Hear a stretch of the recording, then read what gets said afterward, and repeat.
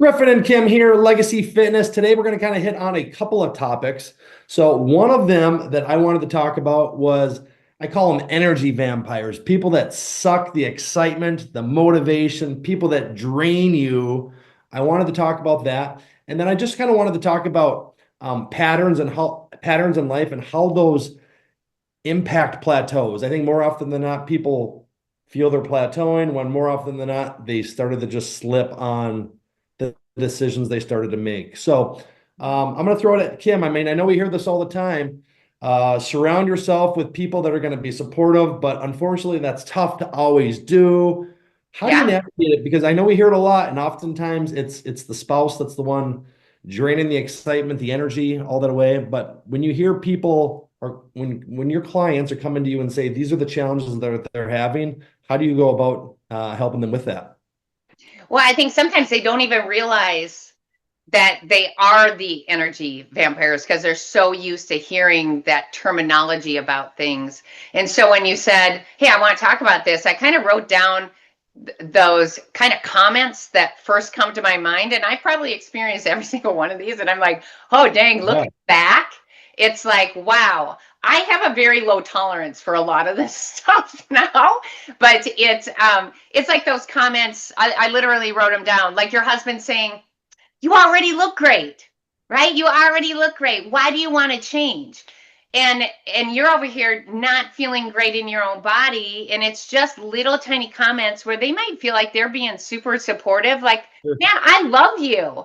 And I know that even Kate's like, I didn't even see you being heavy before, that type of stuff. Or, it's just one night, it's just one bite, come on, you're no fun anymore. And that goes from husband to even friends of who's ever involved in this. Like, if it's a gal that's trying to drop weight, you get together with your buddies, and all of a sudden it's, oh, she's got you eating chicken and broccoli now. So now you're no, Right. and it kind of spreads apart. But then you have just your friends giving you the sideways look when you're out to dinner and you're not ordering the second margarita and all of these things. And we don't even realize that they drain us. And because I think it's like this, it's almost a tolerance. We have built up a tolerance to these kinds of comments. And it usually stems from the fact that they're just not on the same journey as you are. So I think Right. what you need to do is, before going into situations, especially if you're like, oh my gosh, yes, so and so does this all the time, and you can really pinpoint where these energy people are coming from, or energy suckers, the vampires, I would say, before interactions with some of these, especially if they're on like a social level, check in with how you're feeling before you're going into it. And the reason why I say that is you can be your own freaking vampire sucker, energy sucker. Because if you keep changing these things, but this negative energy keeps following you around, you may be the common denominator there. And you may be just kind of looking for your own excuses to get around it. But I think just clarity and conversation with the people that you love so they know what you want to achieve. Because most of the time we just assume, especially when it comes to spouses, well, Jesus, don't they know me by now? They should know through some telepathic form Right. exactly what we need from them. And I Well, I think think, it's really go unfair. ahead. Well, I think you brought up a good point. Like, I think oftentimes it's coming from people that they're not, that's not their intention. Yeah. A spouse telling you, I love you no matter what, or I don't care, I don't care how you look. I think from that perspective, they're trying to come across as supportive, but more often than not, that hurts somebody, right? Yeah. Because uh, when your spouse isn't happy, it's you can saying that stuff doesn't help, doesn't make them feel any better. I promise you that. And so I don't think it always comes across as with a negative intention, like you're saying, but there's plenty of times that it does. And more often than not, I think it's with people, they want that old version of you back, right? The version of you that got fat, gained the weight, but the one that was partying with them late at night, the one that was going out with them on the weekday, the one that was doing these fun things, all these fun things that ultimately ended up making you miserable, Yeah. right? So good intentions. I don't always think there's bad intentions, right? But I think that's where you have to be your guard and your preventers. You've got to be very cautious of who you listen to. And more often than not, people don't have many people in their lives that compliment them, that praise them, that give them words of encouragement. I know that we work with a client just the other day, I just sent her a message and just told her how proud I was of her, how awesome that she was doing something simple, 20 seconds. And she wrote me back how important that was to her. And then she also wrote you and said how much that meant to her. Right. And I'm just, Awesome. it didn't even cross my mind. I'm like, she was just doing awesome. That's just what I wanted her to know. But when you can get that type of energy, it's great. And then like another guy that we worked with, I just sent him a message the other day. Maybe I was on a roll and I just said, dude, you're looking awesome. I appreciate you in the gym, your effort, all that stuff. And this morning I got a message that was like, dude, I needed that. That meant a lot to me. So don't ever underestimate what words of encouragement can do, because they're going to be way fewer and less frequent than the others, unfortunately.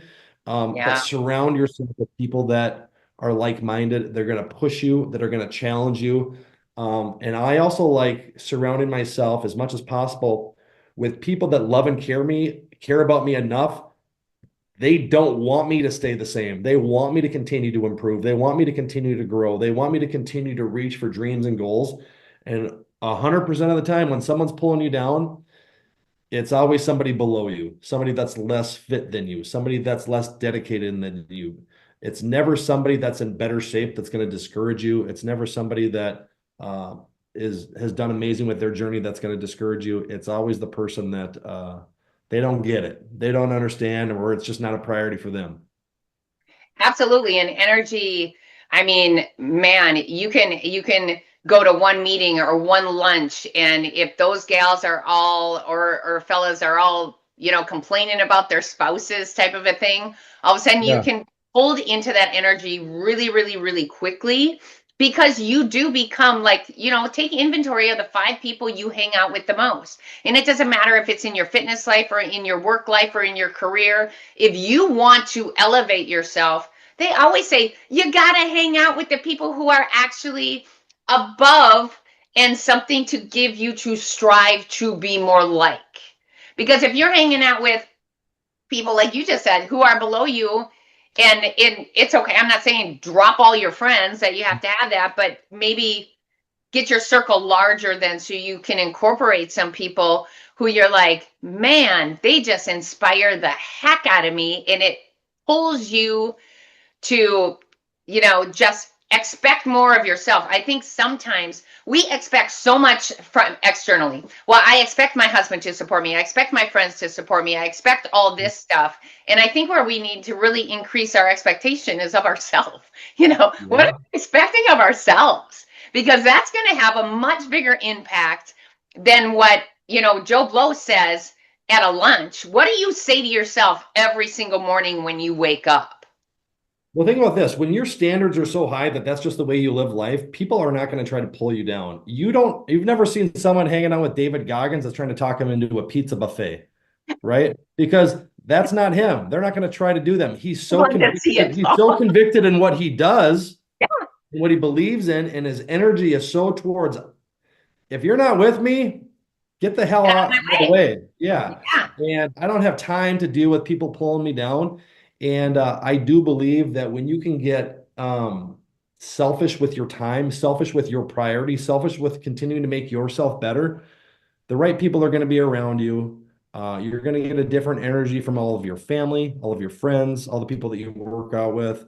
But that's why it's so important to, like, we stress the importance of, if you're around Legacy Fitness, come in here, because Yeah, it's different. You're 100%. around people that are going towards the same thing. And it's not to say you can't do it by yourself, because we've helped hundreds of people do that.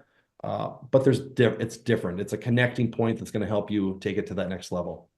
And I want to touch on one thing that your phone, your computer, social media, probably one of the biggest energy vampires out there. Yeah. Television, all that kind of stuff, where you wake up in the morning and the first thing you do is grab your phone. And next thing you know, an hour is gone because you're watching puppy videos or whatever the heck it is. And I mean, what could you get done in that same amount of time? Look at your social media. Look at the thing on your phone. I don't even know where to find it, that says how many hours you spend on social media. If you're telling me that you don't have time to exercise, you may get the response, send me a screenshot of how many hours you spent on your social media. So now don't be surprised if I do that. Because I think that people will use that as, they don't even get that it's probably one of the biggest vampires out there. And it can turn you, or like, if you're just sitting there watching the news hours upon hours right now with craziness, man, that can put you in a funk that you just sit there and go, okay, well, that was that. Now it's ruined my day, and now I don't feel like exercising. Now I'm in a bad mood. Where are the chips? I mean, pay attention. And food can be an energy vampire. Pay attention. Start paying attention to the foods that give you energy and the foods that make you feel like you want to take a nap. I mean, I give you a complete list of those things. And I think sometimes we don't think about food as energy, but pay attention to it this weekend and you may go, holy smokes, I never even thought of it. I'll say this last thing before we jump to the other topic. Food is something that people have very addictive feelings towards, right? So when that's consuming, that's sucking it sucks the will out of you, it sucks the energy out of you. It really can change your priorities because people will adjust a lot of things for an eating schedule. But that's why, and that's one of those things that's like, the more you eat poorly, the harder it is to stop doing it. But the more you start making these good decisions, you start feeling that energy towards the other way. And that kind of ties into the next thing, like healthy patterns and behaviors and how those are more important than plateaus, or people will come to us like, I'm hitting a plateau. But when you really look at the fine details, there's 100 things that can start going sideways that push people back to a plateau. And I'll speak on this first. Whenever the scale or my progress or whatever I'm working towards isn't going where I want it to go, if I'm honest with myself, and it's really easy not to be honest with yourself, and when you're honest with yourself, you know exactly why you plateaued. The last few days, you got 5,000 steps. You ate out twice last week, and you think you tracked it, but you didn't. You didn't track Sunday at all on your MyFitnessPal. I mean, there's a lot of little things, but there's been very, very few people that we've ever worked with where all the T's are crossed, all the I's are dotted, and they're in a real plateau. And I think it really just comes down to getting down to the basics. And I always like to almost reverse it. Like, if you were your coach, right? If you were coaching someone like yourself, what are some changes that you would make to get out of the plateau? And then the answer is almost always there. 100%. One of the things that I do for a lot of people, and I have quite a few people doing this right now, is if somebody's in a plateau or they're frustrated, they're not moving fast enough, I'm like, hey, and I do this because I did it for myself and it worked. And that is, I want you to take photographs of all your meals this week. Just snap. I don't care if it's all at night. Just send it to me, preferably in the scale, or just a snapshot of your plate, so I can look to see if tracking correlates and if we can just make some healthy swaps. I would say 99% of the time, voila, weight starts dropping. Yeah. It happened the same for myself. I mean, things just start sneaking in and you're not even aware of it. The other thing is, like you had mentioned, exercise. Maybe you're in a moment of, your life where work becomes really busy or kids' sports are really busy. And then a really easy out is, I'm too busy, I can't get a workout in. And I was thinking about this week, actually. And I was like, do you have 3 minutes? Because when was the last time you did 3 minutes of walking lunges?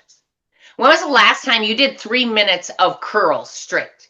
When was the last time you did 3 minutes of squats? If you can find 3 minutes throughout your day, you're probably going to get an amazing killer workout. And you can be standing on the sidelines watching your kid play baseball. It doesn't matter. If there's a will, there is a way. And it's usually, if you're burning less calories, you have to be cognizant enough to be taking in less calories if you want to continue to move forward. So there's always that kind of that energy balance. And if you're one of those people that's like, but I hardly eat at all, then generally speaking, you're eating more energy dense food that has more calories. You may only eat 2 meals a day, but they may be 1,000 calories a meal. Yeah. And it's easy to do. Super easy to do. So if you are in a plateau, like you said, first thing, Have a freaking honest conversation with yourself because you already know. And then it comes down to, do you want to do something about it? Yeah, it's kind of funny because I don't have, I mean, all the excuses that we kind of make fun of slash get serious about on our Fridays and our social media posts, Yeah. those are real, right? And the second you start believing those, you're gonna fall short. Like when you're that passionate or convicted about doing something, you find an answer and you find a solution. You don't find an excuse. Mm-hmm. So Kim and I were actually just messaging about this earlier. There's this video gonna go live. This woman's trying to run a 4 minute mile, under 4 minutes. The first female ever to do this, right? And I imagine there was a million. At 1:15, it just came through. My sister just said it's at 1:15. It's supposed to be on Amazon Prime. Okay. You can view it there. Yeah, I mean, you just got to think of all the things that could have popped up and all the excuses. And when you're doing something that somebody's never done, your ability to sway off track is like zero, right? Because if it was easy, someone else would have already done it. Yeah. So stay focused, stay committed. And, this particular female has probably trained thousands and thousands and thousands of hours on the track in the weight room with I mean, anything and everything, right? To do this, to be known for this one event, right? I mean, that's what historically she'll be known as, but for less than 4 minutes. yeah, I mean, it's just wild, but applaud yourself for accomplishments. Don't minimize your success. Be real with what's going on in your life. And when you can knock out the excuses, when you can get through your week and you've got all the boxes checked, it's a really damn good feeling. And I promise you there's great progress that was made. And I would say that the quote that always comes to mind is, if you're continuing to do the same thing over and over and over again, expecting different results, it's insanity, guys. Don't go there. You got to make changes, and you already be Dorothy, man. You already were in the shoes. You can go anywhere you want. Beautiful, Kim. Thanks, guys. If you have any questions, let me know. We're going to be off next week with the 4th of July, but that doesn't mean that the questions can't keep coming in. So let us know. You guys are all doing great. And these next 2 months, like July and August, they're huge months. Huge months. They either make progress or regression. Like, where do you want it to be? And I know where I want everyone to go. I know where I want to go. I know where Kim wants to go. And we're cheering you guys on, and we're here with you guys. Thank you so much. Yeah.